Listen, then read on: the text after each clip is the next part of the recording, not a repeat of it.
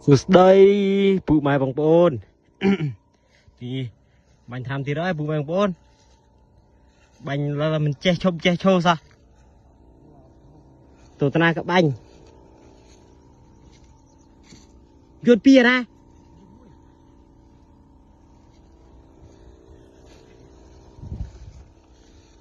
đừng bồn càng nghe nhầm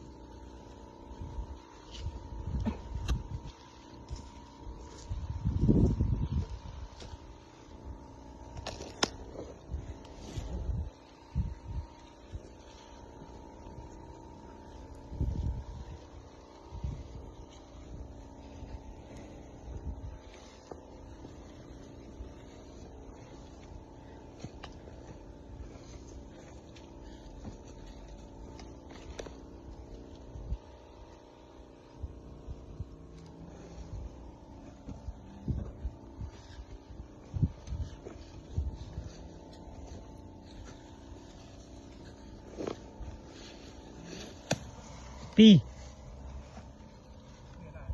bạn đi